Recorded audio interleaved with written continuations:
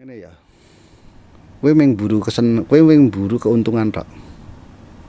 Bapak ngomong gini, aku wanita toan, anak buahmu ki mulai ra nggo duit kabeh. Saya nggak ngerti kan, saya nggak ngurusi toh Pak.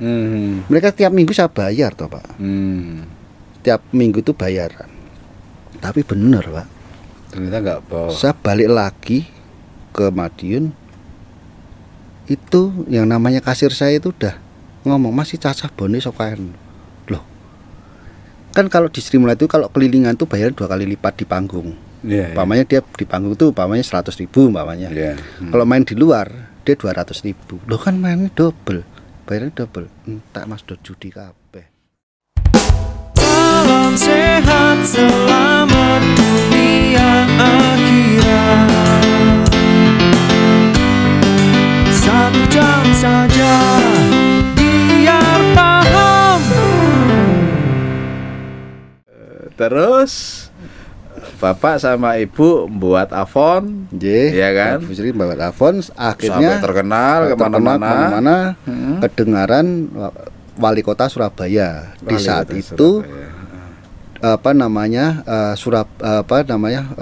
dinas pariwisatanya membuat THR pertama kali kalau nggak salah tahun 53-an.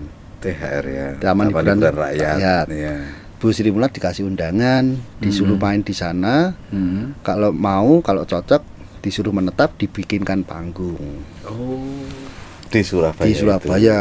Nah, kalau batin saya, namanya kalau enggak besar nggak mungkin diberi tawaran seperti itu. Iya. Oleh pemerintah kota. Pemerintah kota Surabaya. Akhirnya Bu Sri ke sana, ngelihat lokasi dan sebagainya, terus dipresentasikan di sini nanti dibangunkan gini-gini. Bu Sri mau. Menetaplah Sri Mulat. Akhirnya di sana masih keroncong Avon beberapa minggu, digantilah nama Sri Mulat. Anekarya Sri Mulat. Launching Sri Mulat itu di Surabaya? Iya. Bukan di Jakarta, bukan di Solo. Bukan, ya? di Surabaya. Di Makanya Surabaya. diklaim sama masyarakat Surabaya, Sri Mulat milik Surabaya. Oh, I see.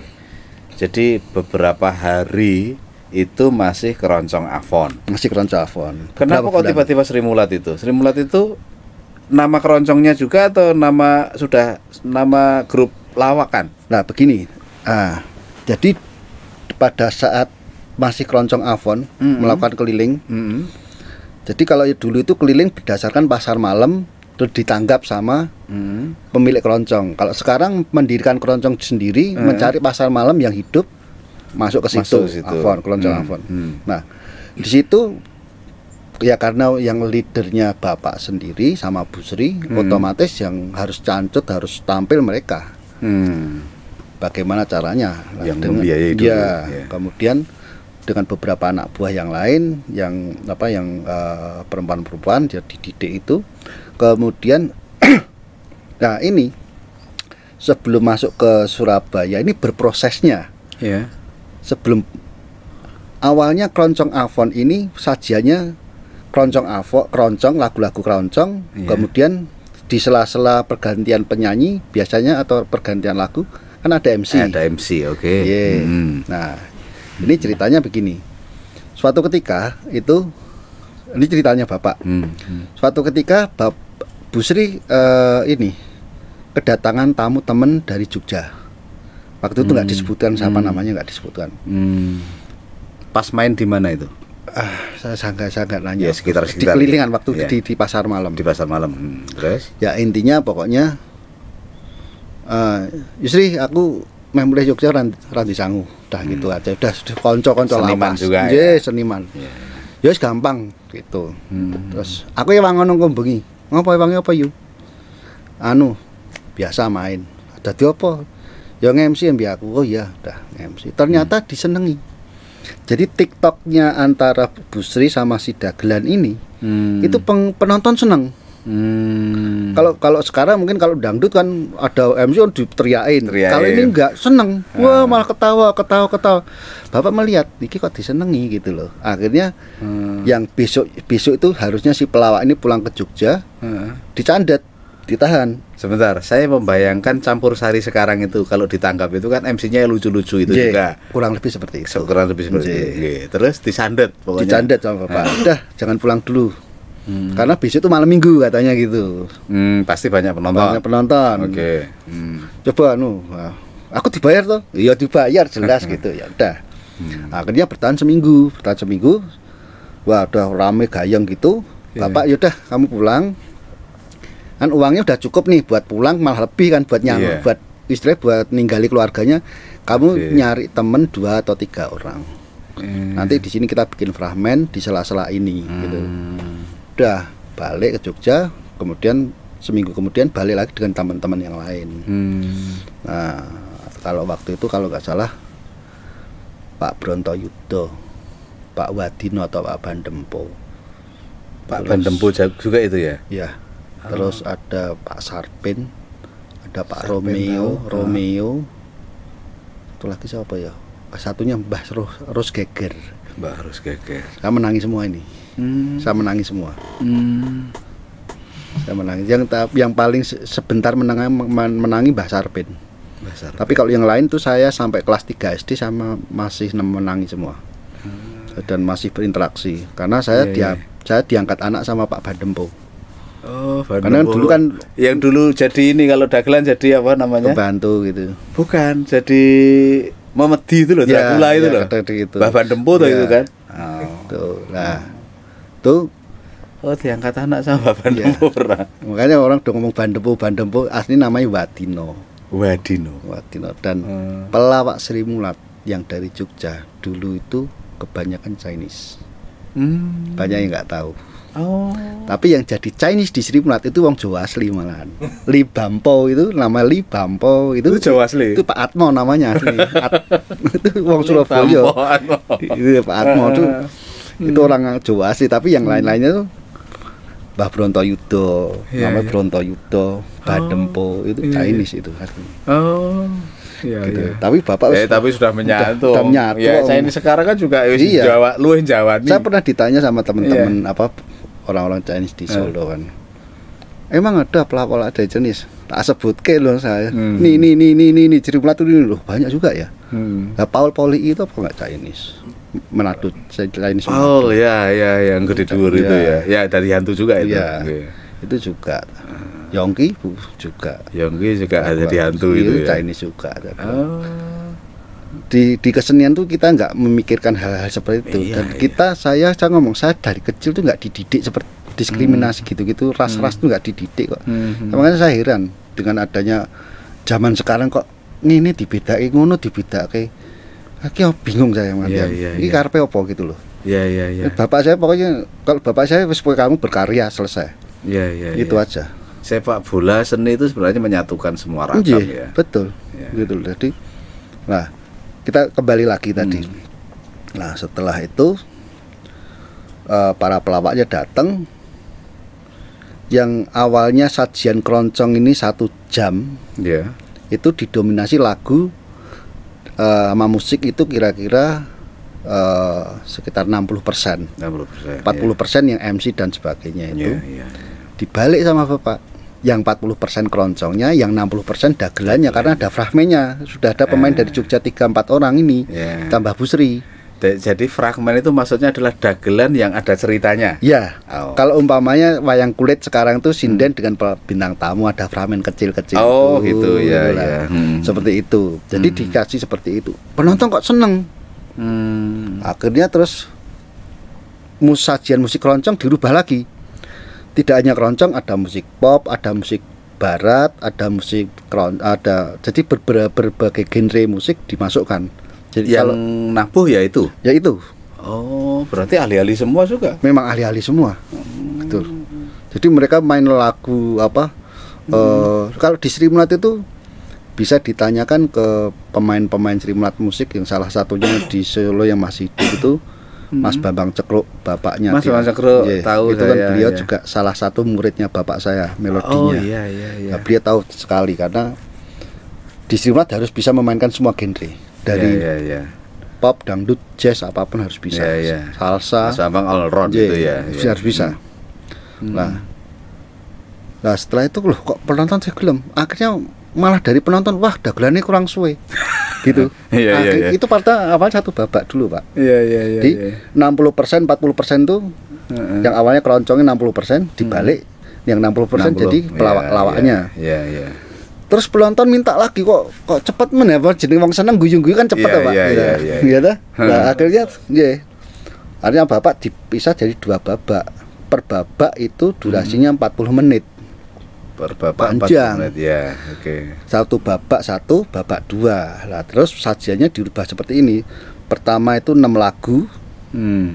6 lagu dulu di depan berbagai genre, kemudian babak 1 cerita lawak, terus di tengah-tengah untuk mengganti set di panggung ini ada penyanyi nyanyi lagi playback tapi untuk ganti set. Terus ini begitu nyanyi 1 selesai buka udah setnya udah beda lagi, babak 2 selesai gitu.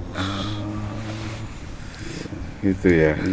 Bapak canggih ya itu. Bapak dulu sekolahnya di mana? Sekolah menata, mengelola, pengalaman. Lah itu ada cerita tersendiri Pak. Memanage itu loh. Itu memanage panggung itu loh. Memanage ya manusia juga sih. Itu yang diterapkan ke saya. Pembelajaran Bapak itu kamu harus belajar kaya aku. Kudu ngalami kaya aku. Maksudnya piye Pak? Ngalami kaya keliling-keliling ra mungkin aku rane panggung saiki rane panggung keliling pasar malam tak. Yo aneh jarang nek maksud kaya aku ikut dari bawah. Jadi saya dididik Bapak itu dulu saya pikir kan wah anak juragan kan gitu. Iya, juragan dulu. Juragannya Srimulat emang. Istilahnya dia big boss kan dulu. Iya. Saya suruh belajar jadi portir loh Pak. Portir nyuwek karcis loh Pak. Tenan wis pikirane kene wis wah ya ta. Oh, gengsi banget loh. Iya ta, beres mortir sik kowe. Wah, naik juragan. Portir Pak, bener. Mortir ngeterke penonton ke kursi, dunek-unek kayak salah. Kan peteng loh Pak. Ki huruf apa to ki? Nomor piro kan kadang-kadang lupa mbak baterai kecil itu. Ke baterai nentak gitu. Kleru waduh nek penonton tuh sering. Dari portir kemudian menginjak ke set dekorasi. Saya belajar ke situ. Jadi ya tuh junjung. Terus kemudian menginjak lagi ke tata lampu sama sound system. Itu kok enak men kowe anak juragan kok dadi ra ono itu. Bapak di kampusnya ndak ada kayak gitu. Adik-adik saya sampai ngomong sak Mas tak kira aku dadi ndampingi bapak. Ya aku tak kira ngono ya. Itu dadi portir. Dan waktu itu sama. Tapi kan enggak lama toh Mas Koko? Lama Pak, 2 tahun setengah hampir 3 tahun. Portir itu 2,5? Oh enggak, semua bagian. Oh, semua bagian. Iya. Jadi semua bagian sebelum saya masuk itu semua kepala divisi dipanggil. Ki anakku pengen sinau nyambut gawe. Toko ngisor. Tolong awasi ya gitu. Ojo mbok kei fasilitas apa-apa nek salah ya senenono. Nek ngantek anakku sok ben tak anggap buduk, kowe tak pecat kabeh. Wis ngono gitu. Itu ulat-ulatan diwi-diwi itu lho kira Pak Gu iki. Guru-guru kok adik dipecat iki. Akhirnya ya piye aku sing tenan lho. Aku sak anak bojoku lho. Ya saya akhirnya terbeban itu toh, Pak. Iya. Aduh ini aku ra anu. Sakno juga ya. Ya, terus akhirnya yang terakhir saya cuman ditanyain bahwa apa itu amu. Setelah selesai sebelum saya belajar ke naskah. Selama ini itu amu apa? Ya dadi ngerti aku dunia perportiran, dunia kasir, dunia lampu, dunia sound system, tataran noto lampu noto sih jadi semua tahu untuk panggung itu saya tahu. Supaya sound sistemnya apik dirungokke tekan mburi piye ora belang-belang suara lampu juga. Ora kuwi, nek kuwi gampang kuwi teknis mesti gampang kuwi cah sekolah mesti ngerti kok ngono. Liyane kuwi apa sing mbok ngerti? Oh ya, ujian ini ceritanya. Berarti baru belajar ujian akhir ini ya. Terus saya ngomong saya nyelemong tok, Pak. Waktu itu nyelemong. Aku ngerti malingane mereka piye carane. Setiap divisi itu mempunyai trik untuk nyolong gitu. Oh gitu. Iya. Tukang portir pun itu bisa nyolong. Tukang kasir nyuwek. Kan sebenarnya tinggal nyuwek itu apa ya? Itu bisa, Pak. Ada yang nggak pakai tiket masuk gitu ya? Pakai. Jadi gini. Dulu tiket yang di Srimulat itu kalau yang dijual ke penonton kan yang dikorporasi sama Pemda. Dia ada pajaknya kan. Iya. Nah, Srimulat itu dulu hampir selalu penuh, Pak, setiap malam. Iya, betul. Jadi umpamanya kita tuh kursinya AA, BB, CC itu yang VIP. Iya. Satu lari itu ada 20. Satu lari itu ada 20. AA 20, AA, BB, CC. Terus di belakangnya CC itu A, B, C, D, E, F, G seterusnya sampai habis. Lah paling belakang kan Z, Pak. Iya. Itu ditambah sama mereka. Apa? Kosongan. Ditekai dewe. Jadi mereka tuh menyiapkan Z gitu. Oh, Z. Saya nggak ngerti awalnya Z itu apa. Begitu saya cek semua dia. Jadi dites sampai bening. Nyolongnya ndak dino ya itu ya. Ya. Padahal sehari itu berapa kali main itu? Satu kali. Ya, tapi kalau pas yang di Surabaya itu dulu satu Kamis malam Jumat sama Sabtu malam Minggu 2 kali karena banyaknya penonton. Saya laporan gitu, bapak ngomongnya cuma gini, wis rasa mbok eleke, rasa mbok tegur ben ra apa-apa. Sementing nyambut gene dek bener. Sudah gitu tok. Gitu. Dibiarkan berarti. Kuwi dicilek. Oh. Bedanya njogo. Gitu. Nek mbok tegur malah rusak minggu. Dipakani wae ra apa-apa. Bapak ngerti to jane? Ngerti aku, mbok kira aku bodoh apa. Gitu. Ngerti ya. Itu di tiket ya. Kalau di lampu apa yang dicolong? Banyak kabel, paku, banyak, Pak. Lampu harusnya nggak mati, digawe merepet-merepet begitu. Oh, terus suruh ganti. Terus lampu ini bawa pulang gitu. Kamu dibawa dulu. Heeh. Udah gitu nanti ya di spidol apa dicat gitu, lebok kayak meneh gitu. Itu orang-orang panggung seperti itu. Tapi ya Bapak tetap ojo mbok tegur. Gue cukup ngerti. Wah ya ra iso no Pak nek sing koyo sound system dan sebagainya aku ra iso nek ngono.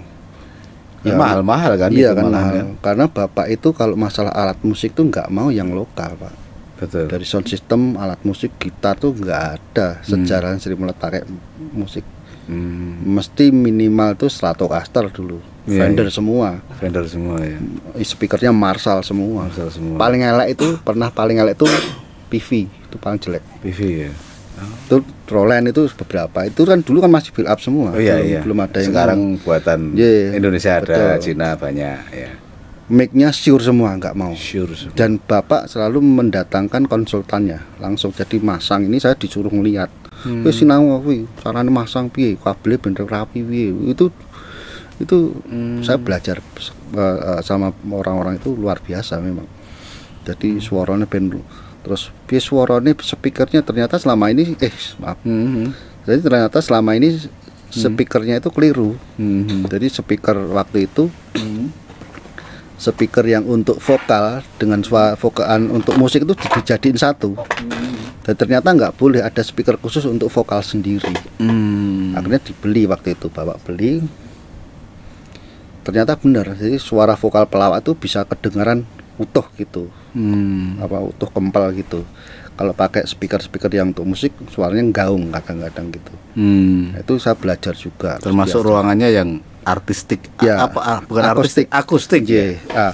Untuk kalau ruangan kan kita nggak bisa, kalau kita disediakan oleh Pemda waktu itu panggungnya. Kita bisanya mensiasati supaya panggung itu bisa jadi akustik seperti apa. Itu ada konsultannya juga. Jadi saya belajar dari mereka.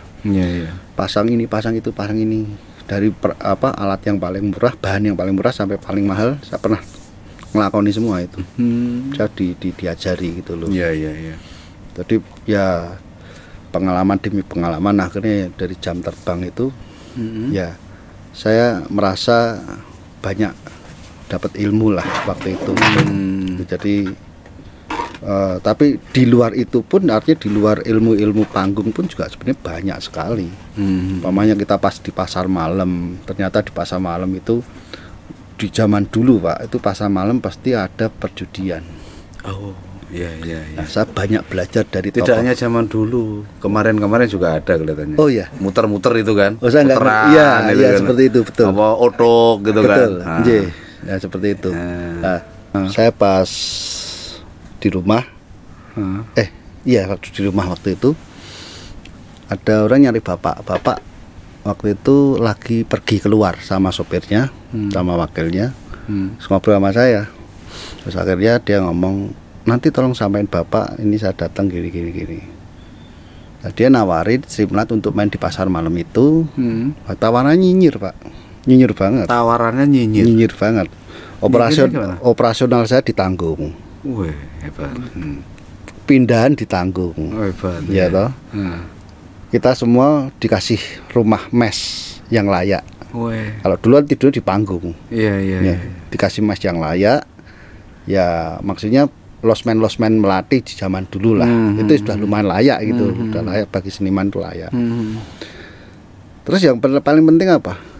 Tiket yang kita jual tuh untuk kita sendiri. Dia nggak akan minta sepeser pun, malah dia mensubsidi kalau ada tombok. Wah, kena banget gitu. Itu apa itu? Pasar malam pak. Enggak, maksud saya siopo itu kok bisa nawarin itu. kayak gitu ya? Oke, saya bilang gitu toh. Saya cerita bapak langsung gini. Ini biasanya nih ngono ki ono kalau istilah. Maksudnya? Ya. Bapak udah ngerti. Ki ono mainane. Mainan piye to, Pak? Saya ngeyel. Ora dhek ngomong ra nyinggung mainan blas kok. Wis lakonono. Nenek ana ngantekno mainan bubar lho, gitu. Wah, bubar piye to, Pak? Yes kowe coba nen wong iki jak ngomong sik. Saya memang waktu itu akhirnya ngerti, tapi saya nggak ngomong bapak. Jujur saya nggak ngomong. Maksudnya ngerti ada mainan itu? Iya, setelah ketemu yang kedua saya tanya, dia ngomong benar ada mainan. Ya untuk mensubsidi kalian duit dari mana kalau nggak dari duit itu gitu loh. Tapi bapak membiarkan waktu itu. Ya tok orang ngerti. Saya pikir gitu. Iya. Benar, dah. Enak Pak. Saya umpamanya gini, operasional per malam umpamanya, taruhlah satu malam tuh 1 juta umpamanya. Iya. Saya dibayar 1 juta. Plek. Padahal saya sudah naikin sekian puluh persen, Pak. Saya naikin 20% gitu. Saya naikin 20%. Ya udah 1 juta pas keuntungan kan itu. Iya. Tiket masuk orang nonton itu buat kita sendiri. Dia nggak minta bagian. Gitu. Nah itu. Dah jalan Pak. Kan saya kontrak sebulan. Baru jalan 3 minggu tiba-tiba bapak datang Pak. Itu di Madiun kejadiannya. Iya. Bapak datang tuh, saya datang ke panggung, saya nggak ngerti bapak di mana tuh nggak tahu. Bapak tuh lagi ngopi sama sopirnya di depan tuh panggung tuh agak jauh itu ada warung kopi. Saya cuma ngeliat mobilnya. Itu mobilnya bapak ya. Wah, neratap saya waktu itu. Karena merasa melanggar itu. Iya. Dah, bapak diem aja sampai main sampai selesai. Selesai, saya dipanggil. Ada pegawai, Mas, kowe golek bapak. Loh, ndi? Kono. Wis deksik itu ya. Lama saya, Pak. Iya. Bapak ngomong, besok mulai. Dah gitu tok. Besok mulai. Jadi tidak marah-marah di situ atau enggak ya? Besok mulai. Udah pulang. Gue seneng tuh main ngono kuwi gitu. Ya saya ngomong, saya minta maaf, saya nyuwun kapura. Saya udah melanggar. Ngene ya. Kowe mburu keuntungan tok. Bapak ngomong gini, aku wanita toan, anak buahmu ki mulai ra nggo duit kabeh. Saya nggak ngerti kan, saya nggak ngurusi toh Pak. Mereka tiap minggu saya bayar toh Pak. Tiap minggu itu bayaran. Tapi bener Pak. Ternyata nggak bawa. Saya balik lagi ke Madiun, itu yang namanya kasir saya itu udah ngomong masih cacah bone sokaen. Loh, kan kalau di Sri Mulat itu kalau kelilingan tuh bayar 2 kali lipat di panggung. Umpamanya dia di panggung tuh umpamanya 100.000 umpamanya. Kalau main di luar dia 200.000. Loh kan mainnya double, bayarnya double. Entak Mas do judi kabeh. Mati aku. Jadi aku bapak habis itu judi itu. Habis Pak. Jadi mereka tuh pulang Sri Mulat pas, tapi Sri Mulat nggak dibubarkan karena kan kalau dibubarkan saya kena klaim toh Pak. Iya. Bapak rampung no. Ini aku totoan wani. Anak buahmu ra ning mulih nggo duit gitu. Termasuk adik saya yang ngedram. Gitu. Ya ora nggo duit, termasuk adiknya Mbak Nunung yang main gitar. Ya ora nggo duit. Tenan tuh gak deh. Pelawak pemain, pemusik, nggak ada yang punya duit, nggak ada yang bawa duit pulang, nggak ada satupun. Bener roto itu nggak ada. Jadi saya pulang itu, tak hitung-hitung lagi Pak. Jadi keuntungan saya kan raya tegel Pak. Iya. Dari keuntungan sing Dari saya tadi itu, ya. yang umpamanya Dari subsidi tadi sama itu, ini ya. tak bagaikan serang dia apa-apa Pak saya juga. Bener. Bapak mereka keuntungan piro semene Pak. Bagekno itu Bapak. Jos sekali-kali kowe nglaku yang ngono. Itu diuling. Luar biasa ya Bapak ya. Jadi dia memberikan satu contoh pelajaran itu nyoto dan menyakitkan gitu loh. Iya. Itu menyakitkan. Tidak langsung di ini lakonono, coba kaya piye gitu Iya. ya. Lakonono. Wah kebentur-bentur tenan Pak saya. Dan Pak saya curhat Bapak enggak ini solusi ini gini ndak wis karepmu wong wis mbok lakoni. Gitu wah terus pulang udah rampung peralatan udah saya masukin gudang semua. Itu apa kowe? Itu apa Pak? Itu apa? Saya kasih laporannya itu Bapak melocol-locol guyu kekelen dhewe. Malah ketawa dia. Bukan marah ketawa ya. Terus kayak krek dibanding wah pergi tuh. Syukur wis saya meneng wis. Lawani omong wis. Dah itu pelajaran Pak. Jojo sekali-kali. Jadi ya saya akhirnya tahu situasi seperti itu dan memang ya pernah ngalami. Saya bukan pemain, saya nggak pernah main judi, saya nggak pernah. Tapi saya menjerumuskan, saya dianggap bapak, kowe jerumus ke anak buahmu. Oh iya benar. Gitu loh. Kuwi arep mbok janji piye-piye tetep main wong jenenge bar panggung dhek wong panggung kan habis main panggung gitu terus ngapain ya terus panggung sebelah do wono musik terus main judi waduh itu ono sijine itu ngomong aku itu lho aduh melu blok kabeh. Iya jadi memang menang bandar sing disuci itu ya larinya ke situ lagi. Iya. Pinternya bandar itu. Itu benar. Iya, Itu kita masih luar biasa. Artinya saya nggak terlibat main. Iya. Dan subsidinya utuh. Iya. Penghasilan tiket utuh. Iya. Jadi penghasilan saya itu plus dari tiket dari istilahnya dari subsidi dia itu pemborongnya itu istilahnya saya masih benar-benar utuh. Berarti saya setorkan ke bapak masih bisa. Iya. Kemudian saya masih bisa gitu loh. Artinya saya bagian masih bisa. Bapak ngomong wis ngene wae potongan operasional. Ya saya mesem tak. Terus ora sido operasional wis ditanggung kono ding, saya lali. Padahal saya enggak ngomong loh, Pak. Kowe mesti diwapano no. Wis kene wae pira kabeh ngumpul pira. Coba kumpul ya semene, Pak. Bagekno. Wis gitu tok.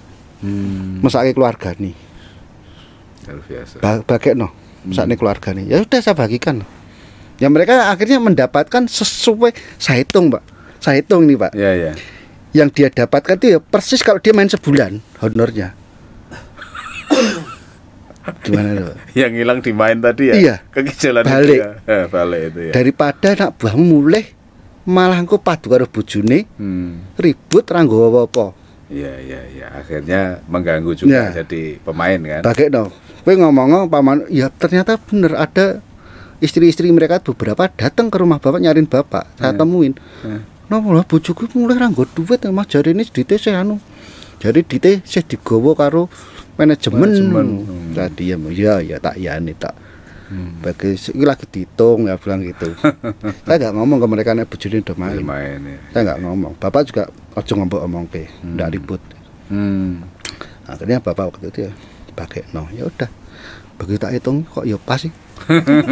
Gitu tuh. Jadi mereka main ya. Jadi kalau mereka main selama sebulan tuh mereka dapatnya umpamanya 5 juta gitu, satu orang. Ya. Itu yang 5 juta kurang lebihnya sedikit.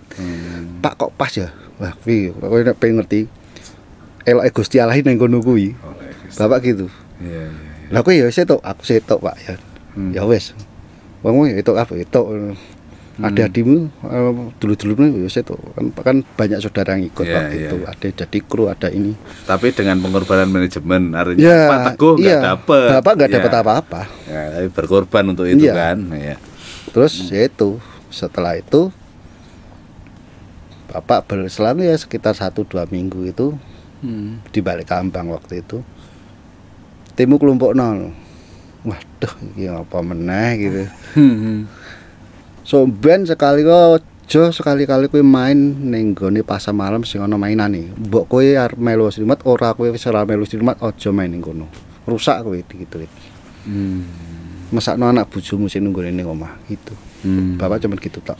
Kepada semua. Pada kru. semua. Waktu itu yang dipanggil cuma tim saya tok, tapi kebetulannya pada ikut. Akhirnya celuk watu mangan Diwejangi. Karena anak panggilan kurang ajar. Panggil bapak ngono mangan. Waduh teko kabeh. Sira ngerti urusane melu teko. Kan gone diwejangi ra wani lunga jan. Gitu. Itu udah buat teman-teman gitu. Senengane kan istilah pace-pacenan gitu. Enggak, itu tadi kan riwayatnya ke Surabaya ya, Mas? Iya. Surabaya itu tadi lanjutannya gimana? Nah, di Surabaya itu yang saya benar-benar ngerasain menangi itu setelah tahun 53. Nah, di era tahun 53 ke tahun 70 ini ternyata ada beberapa perubahan format. Yang saya belum mengalaminya, belum lahir ini. Iya. Saya cuma diceritain bapak. Enggak, tadi format pertama itu tahapannya karena ada fragmen tadi ya. Fragmen kecil, seperti campur sari ya, sekarang. Akhirnya ya berdirilah fragmen-fragmen itu lalu disediakan tempat di Surabaya. Betul, Kemudian dinamakan Srimulat Anekarya Srimulat. Anekarya Srimulat di Surabaya. Surabaya, THR Surabaya. Itu di Tunjungan ya? Bukan, di Jalan Kusuma Bangsa. Jalan Kusuma Bangsa. Dekat Ambengan itu, dekat perempatan yang sampai sekarang itu. Sampai sekarang gedungnya masih, tapi gedung yang baru, Pak. Kan kalau yang lama udah dirobohkan tahun berapa itu ya? Tahun 80 sekian dirobohkan semuanya, terus dijadikan baru, malah nggak laku malahan. Karena di depannya tuh ada mall gede banget nutupi THR saat itu. Iya. Berarti launching pertama Srimulat itu Anekarya Srimulat di Surabaya. Ya. Nah, itulah. Makanya orang Surabaya ngaku Srimulat itu dari sini, Surabaya. Kemudian merambah Solonya itu gimana? Perjalanannya gimana? Jadi setelah melalui, kalau mau diceritakan masih ada episodenya. Jadi ini kalau singkatnya mau menuju ke Solo ini tahun saya dengan keluarga itu pindah pas tahun baru 78 ke 79 itu pas tahun baru itu kita pindah. Sebentar Mas, sebelum pindah ke Surabaya itu kan ada peristiwa G30S itu ya? G30S atau sebelum? Sebelum. Kalau yang tahun 53 udah di sana, kan G30S kan tahun 65. Kan saya belum lahir itu. Tetapi di tahun itu yang saya pernah dapat cerita itu bahwa di Surabaya bermainnya formatnya awal-awal setelah keroncong dan fragmen tadi masih satu babak. Terus kemudian berubah menjadi satu masih babak, tapi formatnya lebih panjang lagi durasinya. Bermain ala ketoprakan, tapi ketoprak plesetan. Yang kemudian sebelum suku apakah sudah ada plesetan? Sebelum diadopsi sama Buyati Pesek sama Mas Maroto. Itu Srimulat sudah ngalami di saat itu. Jadi pamannya ceritane kleting-kleting itu diplesetke. Tapi bukan cerita sejarah loh. Jadi dongeng yang diplesetkan. Kalau sejarah nggak berani Bapak. Nah, itu bermain-main seperti itu formatnya sampai tahun 70-an itu 65 sekian itu pas pecah G30 SPKI. Lah ini kebanyakan pemainnya ini yang pemain musik, penyanyi, pelawak ini kru itu kebanyakan dari Solo dan Jogja. Dari Solo dan Jogja waktu itu. Jadi di sana diberi mes itu ya? Dulu di Surabaya jadi di bawah panggung itu ada mes untuk yang joko-joko. Di bawah panggung? Iya, dari panggungnya itu kan panggung permanen dari semen gitu. Terus panggungnya ini kayu. Terus di bawahnya ini kan banyak ruang untuk rias dan ada kamar-kamar untuk sing masih lajang-lajang. Tapi yang cowok-cowok. Nah, terus di belakang panggung lagi itu di bawah dan di panggung ini ada kayak rumah kecil-kecil. Rumah kecil ya sekitar segini ruangan ini Pak. Studio ini itu untuk yang sudah punya keluarga. Anak satu itu di situ. Nah, itu banyak. Terus ada lagi di mes yang lain, nggak terlalu jauh dari situ. ada juga beberapa. Hmm. Nah, ada berapa puluh kakak lah di waktu itu. Enggak, saya tadi mendengarnya tidur di panggung tadi. Saya pikir di atas panggung tidur gitu. Selesai tidur di panggung. Oh enggak di bawah. Tidak mengalami itu ya. Enggak. Lah, nanti akan ngalami. Nanti sebentar lagi ini saya belum ke sana.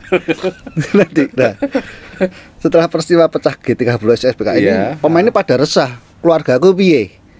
Akhirnya pulang. Enggak berani. Oh, enggak berani pulang. Lah kan diblokade semua jalan katanya. Oh, iya iya, heeh. Dari Jawa Timur ke Jawa Tengah DIY kan disekat semua sama TNI. Karena Apalagi Madiun ya dulu ya ininya ya. lah ditakutkan Ramai ya, ditakutkan kan nanti para PKI pada ngungsi keluar lari. Waktu itu kan katanya banyak sweeping Iya. dari tentara kan. Iya iya. Bu Sri ditangisi sama anak buahnya. Lah ditanyain, lah dulur-dulurmu udah terlibat orang? Boten. Minta tolong tentara. Berarti hubungannya sama tentara masih baik. Masih. Waktu itu kalau nggak salah Kodam Brawijaya yang turun 10 truk. 5 truk ke Solo, 4 truk ke Jogja. Hanya untuk ini keluarga Ngambil seniman yang di keluarga desa-desa itu mereka memang ya nggak ngerti apa-apa kok. Iya. Ya memang seniman biasa, nggak tahu apa-apa, ya udah dibawa ke sana. Akhirnya ditumpuk di Surabaya. Di kan? Surabaya. Akhirnya tempat nggak muat ya seperti yang jenengan ngendikake tadi. Tidurnya di panggung. Kalau habis pentas mereka tidurnya di panggung sama di kelas. Kelas itu apa? Buat penonton dulu yang buat Oh. kelas penonton. Oh iya. Di situ iya. anu tikar. Gitu. Terus waktu itu saya diceritain sama lah. Di saat-saat itu ibu sudah masuk ke Sri Mulat sebagai penari dan penyanyi, ibu saya. Jadi ketika ke Surabaya itu ibu belum? Belum. Meskipun namanya Sri Mulat ya? Ya, belum, tapi ibu sudah ngelamar jadi pegawai, jadi penyanyi. Jadi jadi anak buahnya Bu Sri sama bapak waktu itu. Enggak, Ibu maksud Juju. saya gini, itu kan Ibu Juju ya? Nggih. Maksudnya Ibu Sri Mulat, Nggih. itu kan ke Surabaya ya sama Nggih, bapak ya? nggih. Tinggal di Surabaya berarti Nggih, ya? betul. Oh. Tinggal di Surabaya. Oke. Ini Ibu Juju masih jadi penyanyi Tahun-tahun itu. tahun-tahun itu. Jadi wirawiri Solo Jogja, Solo Surabaya situ. Nah, makanya ibu yang banyak cerita tentang ini. Iya, aku kelingan. Zaman semono itu, zaman waktu itu, Bu Sri sampai istilahnya uang tiket itu nggak cukup untuk ngasih makan keluarganya, saking banyaknya keluarga pemain yang dibawa dari Solo dan Jogja. Akhirnya apa? Dia minta kerelaan anak-anak buahnya untuk nyumbang dan anak-anak buahnya semua ngomong kita rela nggak dibayar, hanya untuk menyelamatkan mereka. Karena mereka masih kecil-kecil, masih muda-muda, nggak ngerti apa, masih banyak sekolah gitu loh. Tapi yang sudah ditangkap sama TNI ya kita nggak ngurusi gitu loh. Artinya yang ditinggal keluarga terlantar itu kita bawa ke Surabaya gitu semuanya. Ya. Kalau ada yang terlibat ya kita serahkan ke TNI, kita nggak ngurusi. Katanya mama gitu waktu itu. Jadi mama ngomong, ibu ngomong, ya saya tanya lah, ada terlibat? Ya pasti ada, tapi ya yang kita selamatkan tuh yang masih kecil-kecil yang nggak ngerti apa-apa bener. Iya. Tapi kalau yang tua, kalau paman udah ketangkap ya udah itu urusannya TNI, bukan urusan kita gitu. Iya. Gitu. Jadi ya pamannya masih ada anak-anak, masih ada yang remaja yang nggak ngerti apa-apa gitu, ya udah dibawa ke Surabaya, keluarga-keluarga ini. Itu pun katanya 10 truk itu penuh. Truk tentara itu loh. Truk penuh. Satu truk itu bisa 50 ya. Nah, Kalau truk loh, nggak pakai duduk tadi itu. enggak, lesehan gitu tuh. Katakanlah 50 sampai berarti 500-an orang ya. Lah aku tidurnya di panggung, di mes-mesnya, mes-mes di kamar-kamar bawah, mes belakang panggung, terus yang di sana sampai di kelas itu separuh. Selama berapa lama itu, Mas? Hampir 2 tahun katanya. 2 tahun. Iya. Dan itu yang menghidupi Sri Mulat. bapak sama ibu ya. Ibu Sri Mulatnya, Nah, bukan Ibu mama Sri loh Mulat. ya. Iya. Bukan Bu Cucu. Ibu. Jadi mama waktu itu yang ngalami, aku ya sempat gak dibayar. Karena untuk menghidupi mereka. Gitu. Jadi oh gitu. Iya. Jadi ya sudah. Ya gimana lagi, kita nggak bisa ngomong apa-apa. Tapi ya waktu itu katanya penonton rame terus.